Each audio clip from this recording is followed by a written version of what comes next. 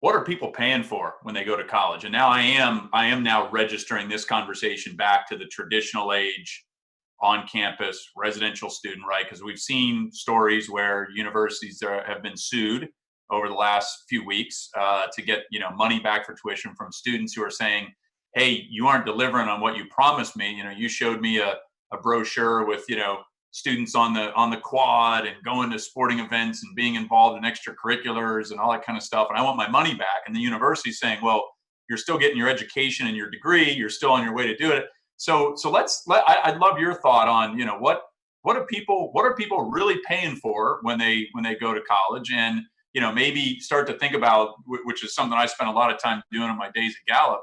What are the real value drivers of college, and what are some of the things that are just there, right? That, like, we could do without, and no one would really bother to ask for their money back if they went away. So I'm curious, what are they? What are we paying for right Yeah, it's interesting, Brandon. I'm starting to think you listened to the conversation that my wife and I were having this morning over coffee. We now? were talking about this very thing, and she's a lawyer in higher education, and she was talking about kind of the legal contracts, right? That students essentially are signing. And I said, it's all fine, but parents and students think they're buying what's in the marketing, right? She said, well, all this other stuff is marketing, right? They promise you, the beautiful quads, the small classes, the professors who care about you. That's not a contract, that's marketing. And I said, but that's what higher education has been selling for decades, right? Whenever you ask higher education leaders why college costs so much, they would talk about all those, as I'll kind of classify them as amenities, Right. and including the academic amenities, the small classes and so forth.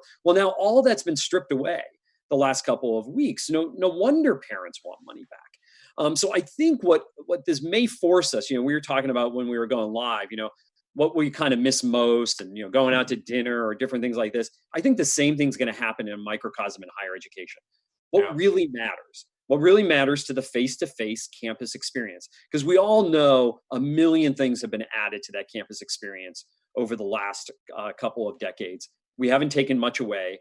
All that has increased the cost of higher education. I think what we're going to see after this is, okay, let's, you know, in the academic component, what really matters, right? What Right. really matters to student engagement.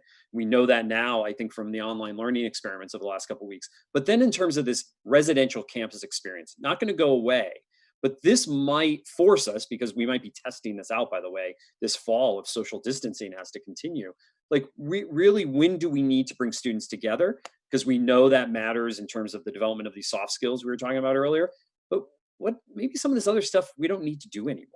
Right. Unless we could bring down the price of college, we might be able to even shorten it in some cases. So, again, I think what's going to happen over the next 6 months could potentially have long-term good consequences for higher education.